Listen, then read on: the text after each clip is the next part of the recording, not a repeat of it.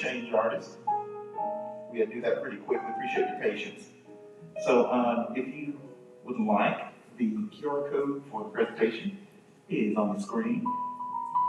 So I'll give you a moment. If you want to bring that on up, feel free. And there'll be a bit.ly coming up here on the next screen. You need to actually type it into your device, a big device.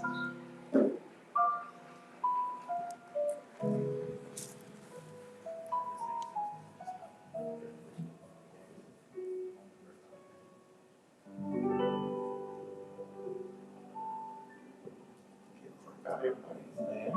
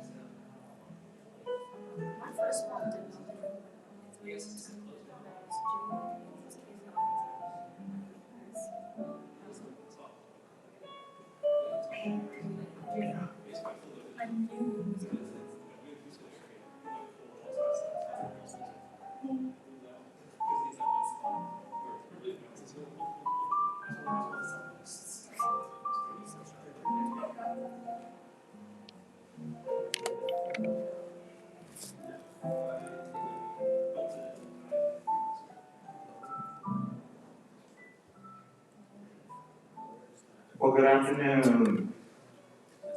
Hope everyone is having a good convention so far. My name is Julian Wilson, and I'm on the NCMEA Technology Committee. And I made sure to play some very calming music because we're going to talk about a stressful subject. So we'll be talking about Canvas here this afternoon. So this is a bit.ly, if anybody needs to type that into your larger device, Chromebook, what have you, feel free to go and type that on in.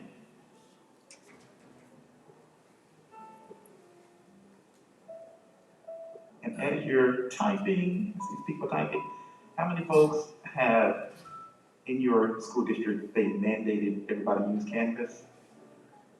Like most of us, yes? Okay.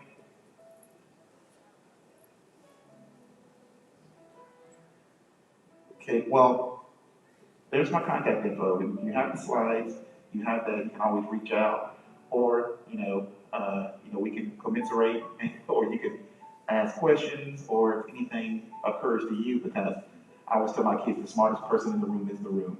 So if there's anything that occurs to you, something you learned that you want to share, email me, let me know what happened.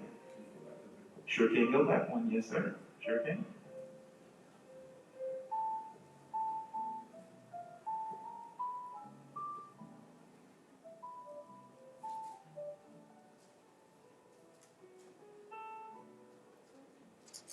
It is case sensitive, by the way.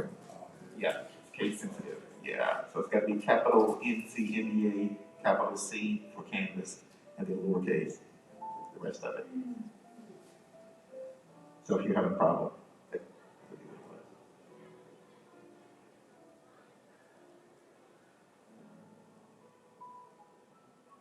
it was. We got it. All right. So again, that's my contact info. Feel free to reach out. And our goal for this afternoon is we want to be able to, by the time we leave, understand and be able to demonstrate how to use Canvas more effectively. I think that's really, really important. I think that many of us, because of the pandemic, we were kind of thrown into the situation pretty quickly. And there was not always enough professional development, enough people who really knew what was going on with Canvas to really share best practices. So we're going to work on that a little bit this afternoon. So first question, how do you feel about Canvas? You have one of those heart clutches. You can raise your hand and share. Also, you can use that QR code and there's a Padlet. And if you share on the Padlet, I'd appreciate it if you please leave your name, maybe your school district, and your experience with Canvas. But anybody want to want to start off. My name is Julian, and I use Canvas. You know, oh, yes. Hi, Julian. There you go. Canapolis? All right. Fantastic. Anybody want to share your experiences? Yes, ma'am. My name is Pam. I teach at Ravens Croft, and I love Canvas. All right. Okay. All right. We have a lover. Tina, I'm not currently teaching, but when I did teach, I used Canvas, and I liked it when I used it, and then trying to navigate it with my children through the last year and a half when they became employees. And I don't know if it's because Guilford County mandated everybody's had to work a certain way and didn't necessarily function that well for Gotcha. everybody, or even within that construct, nobody really knew how to work around it. So from a parent end, I hate it, but from a teacher end, I actually like it. Okay. Okay. We got like a split decision. Yeah. We were boxing. Yes, ma'am.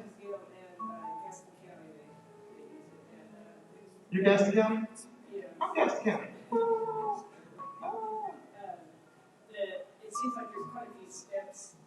Seeing the sixth grade lower kids in middle school have a hard time remembering the steps. Gotcha. Yes, ma'am. So I love Canvas when I'm starting in class at the end of the semester. Then when I do duplicate things, sometimes they don't exactly transfer over, and it makes me sad. It frustrates me. Yeah, I hear you. And hopefully in a minute we're gonna have something to help you with that. Anybody else want to share quickly? One more. Yes. I think it's adequate, but I think it takes a lot of time to front load things to like buttons and the things you need to click and organize in order to get the way it needs to be. Right. And as a specialist, it's really hard because they don't put inside the canvas. The classes don't go with the teachers' classes. They just lump us in with one grade, 180 kids. Oh my gosh. Yeah. That's not well done. That's not well done. Well, let me go and tell you. This was me. I hate Canvas. Okay? I can say it with a passion. I hate Canvas. And I'm talking about me probably about 2 years ago. And the reason I felt that way is because of that little dude right there. That's my son, Aiden. Aiden is now 15. He's in 9th grade. But at the time, he was at the beginning of his 8th grade year. And his school was using Canvas. And Aiden has Asperger's syndrome. Okay? So that's on the autism spectrum. So that's a whole other lump of issues, right? And we would go into his Canvas course, and we would go to the modules. And I would say, Aiden, I said, what do you, I see your work. And his work was to the ceiling down here. I see it.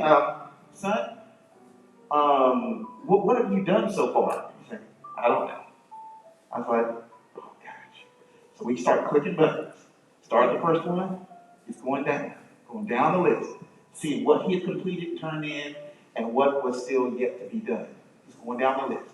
Oh gosh, the next class got the same thing. This is middle school, we got 60 classes to go through. Oh, okay? I hated Canvas. Hated it. Plus, I've gotten really good with Google Classroom. I was raised in a family where you would say, if it's free, it's for me. And Google Classroom was free. So why in the world would we ever attempt to switch? We got a good thing going here, So that's where I was, everybody. Then my school system decided they were going to mandate it. Okay, you will do Canvas. Like, okay, there goes my whole trip that I used to have on Google Classroom. That was a whole waste, I felt. Well, what is love? No, not what is love. What is Canvas? Okay, what is love is a song. So I had to do a little digging to figure out really what was going on with Canvas. And I found out Canvas is what we call a learning management system, or sometimes it's called a DLE, a digital learning environment. And in these learning management systems, they are built in order to deliver and manage the content And they're built to collect data, okay? It's all a good thing so far. And it's built to be a repository of stuff. Like if you're a band person or you're a course person, those big old gray cabinets we all got with all those files in them, okay? It just holds all our stuff, okay? So it's built to be a repository. Well, what does that mean for me? That means that if I use it right, if I use it correctly, it will empower my students, my learners. It becomes a one-stop shop for all my stuff, that repository, and then also it allows me to design delivery of content. And I underline the word design, okay? Everybody say design. That was the problem. I thought Canvas was the problem. But the problem was the teachers did not understand design. They just went and we just uploaded, you know what we did? We just uploaded worksheets. We just took stuff we did in the class and we just threw it all on Canvas. That's not design. Design, when we are instructional leaders as educators, music educators, we are instructional leaders. Instruction is not just teaching. That's only part of instruction. The other part of instruction is collecting instructional materials. How do we assemble it? How do we design the content? And how do we have that design content delivered to our students? There was no design. Canvas is a nightmare if there's no design. Okay? So it occurred to me that we could use Canvas when I think about my class, not a class. I think of it as a course. Now you can't hardly see it because the lighting here, but that's a golf course. I don't care if you're Tiger Woods or Mr. Nobody. Everybody plays the same course. Okay? You start on hole 1 and you go to hole 18. And you do that, 3 times or what have you. And the purpose is the same for everybody. It is to get the ball in the hole. Okay? That's the course design. Now you're going to have hazards and you have all these things, the way the course is designed, but the objective is the same for everybody. See, the problem was, and the problem still is, that many of us, we don't design our content and the way it's being delivered. We just kind of throw it on Canvas. And we have to have a design to what we're doing. Design. Now, since we know that after this pandemic, we still have students, if you're like me, I think I've had 3 classes all year where I've had every student in class. I mean, I always have a kid who's out on quarantine, or a kid who's sick, or whatever, or just regular sick. Kids are out. I've only had maybe 4 classes all year. If we use Canvas correctly and use design, then we can incorporate fun, gamification. We're going to talk about that in a second. Making learning asynchronous, so the students don't learn. They don't learn that school is just a place where learning takes place. Learning can take place anywhere at any time. I had students during the pandemic, they would be on vacation. Yes, they took vacation. Yeah, it just blew my mind. But anyway, they would be at the beach, and the students would come in, from being at the beach. They would go inside the home they were renting or whatever, and they would play assignments and turn them in. And they go back to the beach. Like, I don't care, you turn in your work. Okay? So, asynchronous. The learning doesn't have to just take place inside of the school, or even just when I'm with you. You can learn anytime. Okay? I'm not the master of your learning. You are. And then organize and support it, creating an environment where the students can figure out things on their own. How many of you have students ask you if you're a band person? Let me ask band people real quickly. How many have students who ask you, what's the fingering for E flat? Like, you're sitting in front of a Chromebook with Canvas, and I've provided fingering charts in there. Just go look at the fingers. We need to create environments that are supportive so students can support their own learning. Okay, those low order thinking skills, not the high order, but the really low ones, we don't need to be involved in. Okay? The students can do these things on their own. But it all has to do with design. So when we're talking about designing our course, these are the areas we're going to be looking at. First, length. We have to decide how long we want to make the course. Structure. What is it going to look like? Because again, this is by design. Okay, we are setting this up so that it's the same for every student. Artifacts, what things, sequencing, what things are we going to use to show us that the students have learned what we want them to learn? Okay, and how am I going to sequence, what the order that I put those things in? Because again, this is design. We're going to design all this ahead of time. Now you can tell right there, we're not going to do this during the school year. I did mine over the course of a summer. Okay, having a feedback loop. Feedback loop is really important. Students need to understand what they did right, what they did wrong, how to improve. It's all part of our design. And support, like we just mentioned a minute ago. That's got to be included in our design. So, lengthwise, how many folks have a course, a class that is 9 weeks long? 9 weeks. Okay, how many folks have courses that are semester long? Okay, how many folks have courses that are year long? Okay, and how many folks have courses that last multiple years? Somebody can look around and say, what do you mean multiple years? You can design a course. I teach middle school banking. The course I design, it starts students on day one when they enter. And the same system goes all the way to 8th grade. I don't reinvent the wheel. Okay, it's the same course. And I'm going to show you that in a second. There are these different levels. But the kids work through that, and that's what I grade. Okay? I don't grade on whether you brought a pencil. I don't grade on whether you brought this or whether you're in a good mood. Those have nothing to do with academics. Okay? Those are kind of subjective.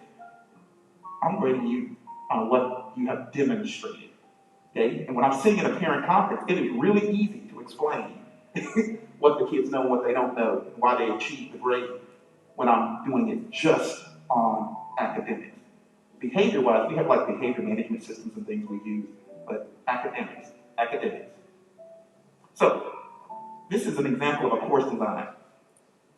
The course that I used, I modeled it somewhat after Eric Combs. Some of you may know Eric Combs. He was the Teacher of the Year in Illinois 2 years ago, I think. And he created a system similar to this. It's 10 levels. Okay, think of it like playing a video game. There are 10 ranks or 10 levels. Every level has 10 artifacts, 10 assignments, 10 things the kids have to show me, have to demonstrate using Canvas per grade level. At the end of 10, then they can level up to the next level. Okay? So just kind of let that kind of go through your mind. And each level, the structure is the same for the 10 exercises or the 10 artifacts. There is an area of rhythm mastery. There's an area of vocabulary mastery, an area of performance mastery. Then there's an area of scale mastery. And lastly, you know anything about gaming, there's a big boss at the end. You know, like Mario Brothers. And right here at the very end, you'll see there's a link there. There's a platform called Badger. And what Badger does, it integrates with Canvas. It's super cool. When a student levels up, Badger sends them a digital badge that I've designed for them to have a micro-credential. Don't we know about micro-credentialing, right? Okay, we have them in our districts, many of us. The students receive this badge that's been designed. Many studies show that the number one thing that students long for is status. And this way the students, they can actually see that they have achieved this particular thing. And now they're moving on. Okay? They're moving on to something that's more challenging. Artifacts. We have our North Carolina Music Educator Standards, of course. And we can take our method books or some creative materials that we create, or creative materials created by other folks like our Justin Dixon, he's on the technology committee. But take our artifacts. For some of us, maybe for all 3 years of the kids, they're going to have all 3 years of school, and sequence them in the way we want them to learn those things. Okay? Again, we're talking about design. Okay? We're not talking about week to week. We're talking about the big picture. Okay? Those are our artifacts. And then, Canvas is really good about giving you a feedback loop. You can do comments. Many of us are probably familiar with that, doing comments. How many folks use videos? Video comments. Video comments are so powerful. I don't know about you. I'd rather watch a video a YouTube video to figure something out than to read that blank instruction manual. Hate instruction manuals. Okay, send me a video. Okay, we are visual. Okay, the visual thing really works, right? So there's a simple button in Canvas for under comments. Boom, hit that little video icon, record yourself. Record yourself playing back to them what it should have sounded like on their instrument. Okay? It's powerful. Then there are also tools like Loom. You see links, Loom and YouTube. I love Loom. Anybody use Loom? Okay, for anybody who has not used Loom, you just met your new favorite tool. What Loom does, it takes a screen video of whatever you got going on your screen and puts a little video picture of you, if you want, in the bottom corner. And you can talk, play, whatever, while you move your mouse on the screen and show the kids. You can have your music up on the screen and do the Loom, and you can play the part, show them this is right here, circle this part, this right here is where you're having a problem, blah, blah, blah. And then Loom will create a link. And this is what makes Loom super powerful. Because a lot of people use some other tools. You take the link from Loom, drop it in an email, the video pops up in the email automatically. So the kids see the video embedded in the email. They don't have to click a link and go somewhere else. Loom is pretty powerful. Love Loom. Again, video, pictures. Then, rubrics. How many folks use rubrics? Great source of feedback for our students. Okay? Again, to let them see what they're being successful in and where they can grow. Because it's about improvement. Course design. Next is support. Support. Video tutorials, like I said, with Loom are very, very powerful. In our Canvas course, we should have an area that's an FAQ area, frequently asked questions. There's a reason why they're frequently asked questions. Okay? We should have to say, okay, yeah, I just told her that. Okay, yeah, you didn't hear me? I just said it. You weren't listening. Put it in the video. Put all this stuff in the video. Do a how-to submit your assignment. You don't have to ask me how to submit your assignment. Click on the how-to video. Okay? Again, build those supports into our instructional design. I know it sounds like a lot of work, but I'm telling you, front end. You do the front end work. Do that, and then it's so much easier. It's so much easier after that. But we have to do the design part. Otherwise, we'll feel like we're always playing catch up. We always feel overwhelmed. And what about virtual hours? Even though many of us in our schools now, still providing virtual hours to meet those kids.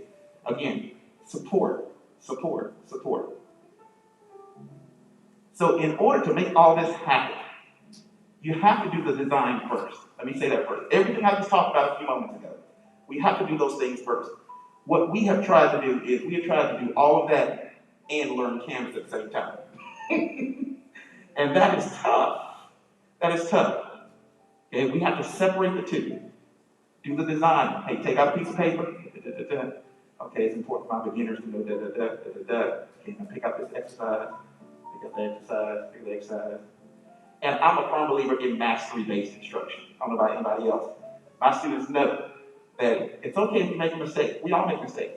You can do it multiple times, but you won't get credit until it's right. Okay? Oh, can you just give me a 50? That's what our students are used to. Just give me something. Just give me something so I can go home and tell mom. Just give me something. No, it's got to be right. It's got to be right. Okay? So, now that we've done the design, which will be a summer maybe, then let's look at how Canvas plays into this. First, you need a Canvas Sandbox course. Does everybody know what a Sandbox course is? Okay? You need to build a Canvas course that will not be published for anybody to see, except for you. And it gives you your opportunity to take that design and put it into Canvas. Play around with it. Look at the student view. That's what happened with my son, who has Asperger's. I know what happened. The teacher just put a whole bunch of stuff in there, and they never looked at student view. Because if they looked at student view, they're like, oh my God, I put all that in there, and no check boxes to see if the kids complete something. You don't set it up so you do a check box. Boom, boom. You did it. There are no check boxes, so I don't know what I've done. Okay? They never click the student view. You have to see it from the user side. We always see it from our side. But look at some of the stuff from the kid side. Okay? Have you ever gone to a meeting and you've been overwhelmed with I gotta do this, do that, do that, do this? Imagine that, feel that same way, but imagine being 12 or being 11. They don't have the ability to cope. They don't have all the coping mechanisms that we built up over the years. Okay? Make it simple for them. Make it simple. So, click on start new course. That's how we get to our sandbox. And just some navigational things. The green, those are global navigation for all of Canvas. The little white ones right here, the green writing, that is navigation inside of the Canvas course that you're currently in. Okay? And then your content will always be in the middle of the page. That's the way Canvas is kind of set up. And then you don't want to publish this. Because what we'll do is we will take our course that we've designed, we will put it into Canvas, and then when our district gives us our classes or our schools, then we just import what we want from that Sandbox course, okay? That's the place to play. So if you take a look, if you click Settings, and then you go to Navigation, you see my little curvy arrow. Really important when we're designing things for students. Again, not trying to get them where they're not overwhelmed. Take all that navigation and get rid of it. Okay? You can drag it below. It's the difference between the student seeing what's on the right and what's on the left. I see that, and I am a low achieving student, and I shut down. It's too much. It's too much. I can deal with this on the left. So get rid of the navigation that the students have no business even messing with. Just get it out of the way. And all of the magic happens in your modules. Okay? That's where we take our design and we build our course, not our class, our course, that lasts 9 weeks, or that lasts for a semester, or that lasts a year. Or, if you keep the same kids, you can make it go over the course of several years. The kids could be working on your course during the summer, okay, if we design it that far in advance, right? In our modules, you can hit that button there, you can expand or collapse your modules. Make them small, make them big.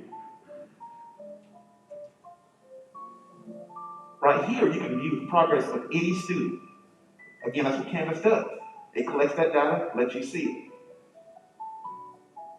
Over here, you have access to your comments. And the comments is where you can pull in, modules and what have you from other instructors or modules that you created that you can pull in for yourself. And here we go. So when I create my module where I'm going to get ready to put in my design course, okay, and I need to have multiple modules. Please don't put everything in one module. Again, you'll overwhelm the student. Okay? If you take a look here, make sure we have a consistent naming convention. Decide how we want to name things. I think before I told you, all of mine say rhythm mastery, and then it has a couple of assignments, and then it has like vocabulary mastery. It's got some assignments, and then performance mastery, songs that you have to play, and then it's scale mastery, and it's got the scale, and then it's got the big boss, which they love, okay, and then it's got the assignment for the big boss. After they complete the big boss, they've done it all mastery, then they level up, and Badger sends them a digital badge. You've accomplished this. Okay? Have a consistent naming convention. Now, that's a very cool, they have some cool features in Canvas. Right here, you can lock a module so the students cannot access it until a particular time that you want them to access it. I don't use that as much as this. I love Prereqs. You remember in college, we all had Prereqs. You couldn't get to that class unless you did that class. I love Prereqs. We can take our Canvas module and we can force the students to have completed the module before in order to have access to the next one. Okay? That is amazing. Plus, it's like dangling out a carrot. I keep a leaderboard with my kids. You can't have a game without a leaderboard. Anybody used to play the video games at Pizza Hut, you know that.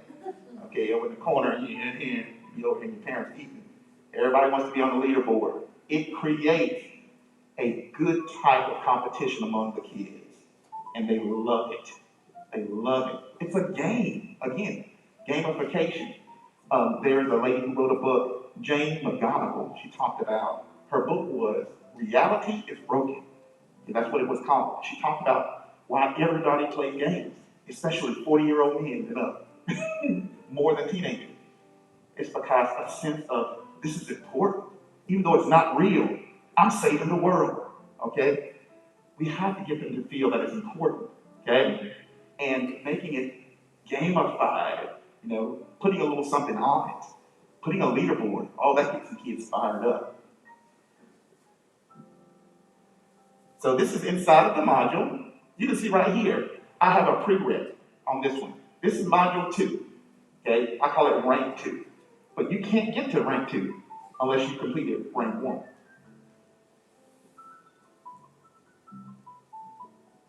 Then right here, you see under requirements, I require the students to play all of those assignments. Now, there are 10 assignments in every level. I don't care the order they play it in. Okay? It's good sometimes to give the kids some freedom.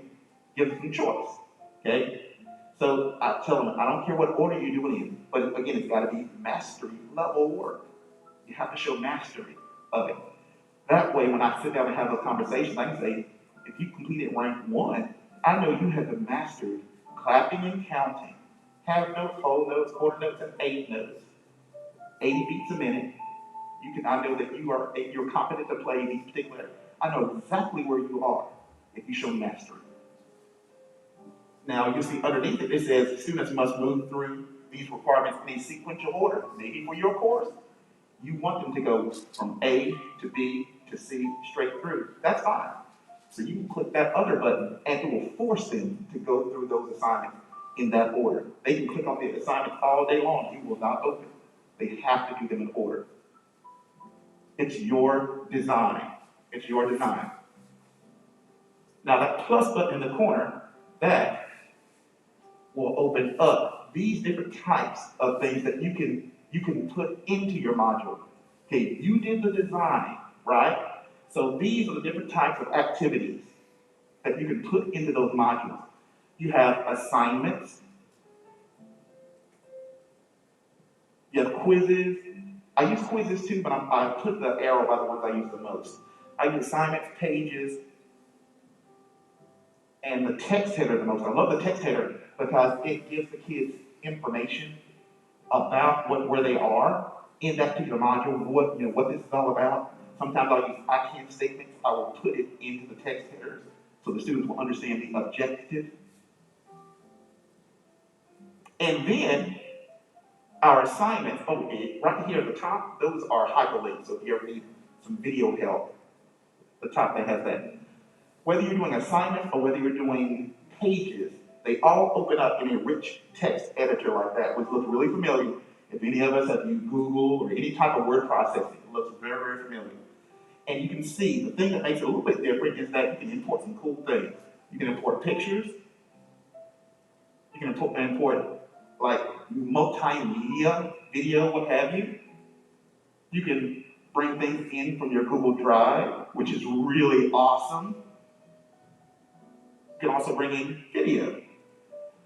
I strongly suggest in this area, include something that will visually capture the students. That's really important. Don't put assignment that's like, 2 or 3 pages of just reading. If it's that much reading, do a video. Embed yourself. Today, you're going to be doing ... And actually have a video of you saying it instead of actually just having the words. Okay? Yes, sir. I was going to say, some school systems and districts sometimes will put a restriction on YouTube videos district-wide. Mm-hmm. Sometimes it got posted for personal class requires something that we do in high school. I have found that if the kids, let's say, I want to break them into sexual rehearsals, Right. they have issues with coming to me saying that we got an issue because the network was for some of them not allowing on us classes. Have you seen that there are issues? I have seen that. How many folks have YouTube blocked in your district. Okay? And that's a shame. That's a great tool. That's a great tool. But the way you get around that is embedding the YouTube video into Canvas. Hey, here's the thing with Canvas. Remember we talked about our design. If we design it right, the kids are not going outside of Canvas to do any work. They're staying inside of Canvas. We should be embedding everything. Websites, videos, everything should be embedded in Canvas. Okay, when I had Google Classroom, I loved it. But when the kids did things, they would have to go out of Google Classroom to go do it. And you know what happens? The rabbit hole of Google searches. This leads to that. This leads to that. The algorithm leads me here. And this leads to that. And we spent 15, 20 minutes and they haven't gotten anywhere because they're following the rabbit hole. In Canvas, they can do it all inside the Canvas shell. That's the point of Canvas. That's the power of it. Everything is done in the learning management system. They don't have to go out. I'm going to show you how to do that. That's so easy, even though it's kind of intimidating sometimes at the beginning. So, right here is your submissions for assignments. Many of you probably seen it. I like unlimited because I don't necessarily care when the kids learn it, but I want them to learn it. Okay? And then you can see up top, oops, didn't hit that. You can see up top, I love online, where the kids, because most of my stuff, since I'm doing band, most of my things are videos the kids turn in, a lot of it. So most of my submissions are the online submissions. And the kids just hit a button, the camera opens up in cameras, play it, and then they hit submit, and boom, I can take a look at it. Also saves me class time. I don't have to do it during class. Yes, ma'am. Right in Canvas, right in Canvas. It saves me a ton of time. I have my kids, I don't know about anybody else, but now that we're back, back, right? We're back from the pandemic. We are A/B block schedule. So I see my kids 2 times a week. During my class time, I have to take every student to the bathroom. And I have to do a math break. So that doesn't happen in core classes. That's a whole other argument. But my point is, I don't have hardly any time. I don't have any time. So I don't have time to do plain text in class. I don't have time. I don't have time. So these things, again, if we design it correctly, the students can do these things. We can work on the fundamentals in class and what have you, working on musical literature. But when the students are working and they're trying to turn in an assignment for grade, you go video that and do that at home. Or if we have some time at the end of class, you go to the practice room and do that, or what have you. But we just don't have the class time this year. Okay, I don't see them every day. So Pages is identical to assignments, except you don't turn anything in. But Pages is where the power is. Okay? Pages allows you to embed anything into Canvas. That's what I love about it. Let me show you right here. We're going to get past that, guys. It's the same thing you can put in videos, your Google Drive folder with your music or what have you. That's not embed. That is embed. Okay? So, right here, you can embed Kahoot into Canvas. The kids don't have to go out. Y'all type in Kahoot. No, you don't do that. Actually, embed it. You can embed Blookit. If you have not used Blookit, it's about to rock your world. Blookit is the bomb. Blookit is the bomb. Okay? MusicTheory.net. What? Right now. Well, not now because my kids are out of school. One of my assignments for my kids today, I embedded a Google Doc, and it said flute, clarinet, sax, trumpet, blah, blah, blah. And I had each one of them, I had it where they were it kept it in Canvas, where they were working on some note naming things, note naming things for their particular instrument. And you know how music theory, you can customize what notes that they're actually working on. So they're only working on the first 8 notes. First 8 note flutes, first 8 note clarinet, first 8 note saxes, whatever, okay? And they can do all that inside of Canvas when I'm not there. You can embed Google Forms, keeping it in Canvas. You can embed it. Nearpod, if you haven't used Nearpod, it's an amazing tool. You can embed Sight Reading Factory. You can embed Quizzes. Nearly anything you can embed into Canvas. Are you saying, I don't know how to do that, it's so hard? Let me show you how hard it is. Take the URL at the top. This is called Iframe Generator. Drop the URL here, hit preview, hit generate, the embed code will be here, hit copy, go back to Canvas, click on that little embed symbol in Pages, boom, done. It does the code for you. You don't have to know HTML code. You don't have to know how to code. Copy and paste. I sure can. Yeah. This is it. It's called Iframe Generator.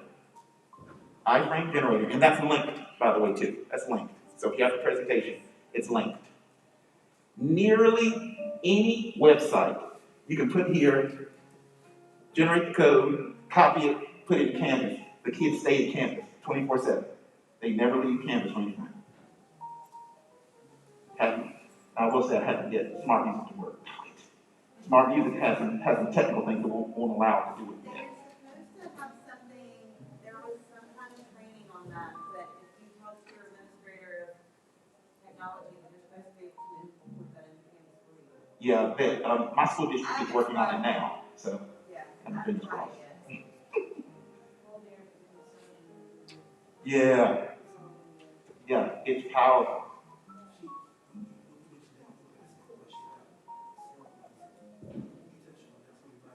Yes, sir. That's the only one, but again, my district is working on it, but I know Smart Music is working on that too. You're right. You're right. So if it's not working now, it will be shortly, I think. Iframe Generator, it will become your best friend. Another thing, it seems like a small thing. It seems very small. But text headers in Canvas are just for information. It's just like a little blurb, and it just goes straight across the module that you're in. It's really awesome to give them a little direction here or there. Again, I told you how I use it. I label my areas, rhythm mastery, blah, blah, blah. Or I use I can statements for each module, okay? However it works for your design, it's great for kids to have that little information right there to direct their learning. It's not something for them to do, it's just information. So you can see how I use mine right there in rank 1. Okay, I have the I can statement and then this point at rhythm mastery. So Canvas is very tremendous. It's huge. You could spend a lot of time talking about Canvas, talking about course design. We could go on and on. So I knew this was going to be fast and furious. Oh, I got 1 minute left.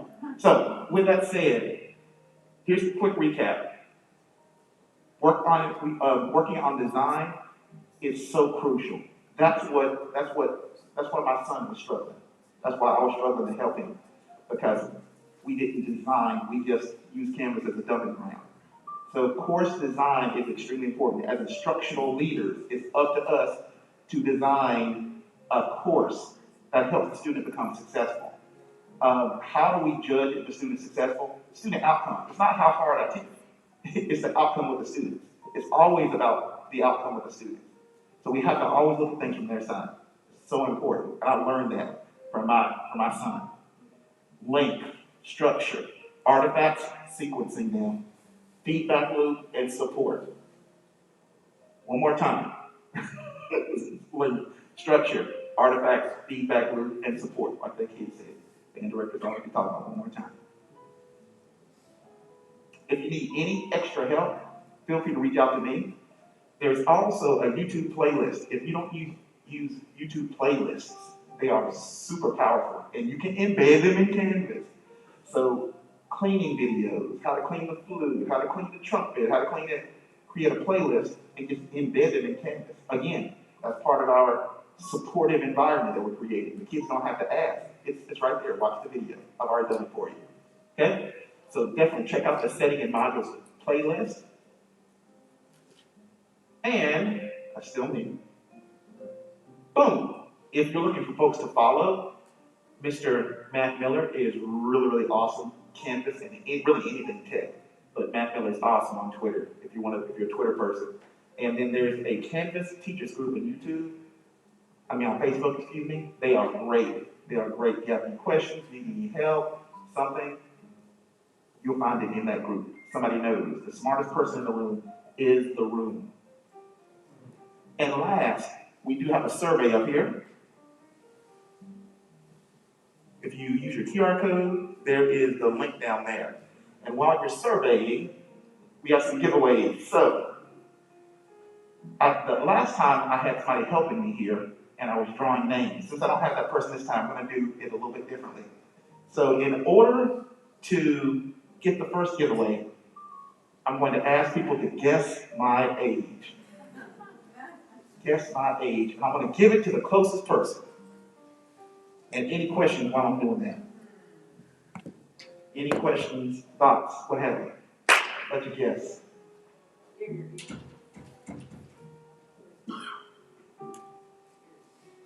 Nobody wants to guess? 37. 37. Okay, 37. Okay, I got 37. Going once. Anybody else? Okay, 34. 34. Got 37, 34. Going. 45. Close. 42. Close. 50. Okay. 44. Close. 48. Yeah. I just turned 48. Yeah, she's like, oh, dang it. Congratulations, sir.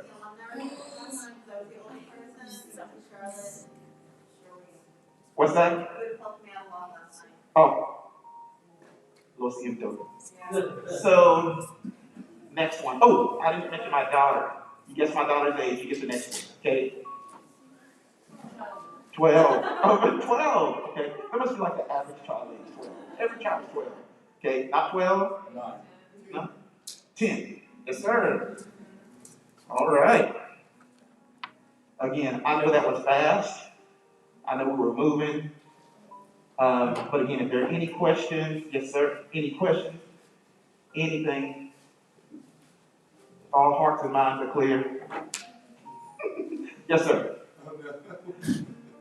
All right. Well, thank y'all so much. You got my information. Feel free to look me up. Love to connect. Thank y'all so much for your time this afternoon. I know we're in the dog days of the afternoon. You guys have a blessed rest of your year. Let's go design something. Thank you.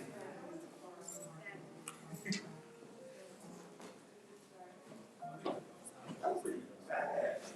Got started a little bit late.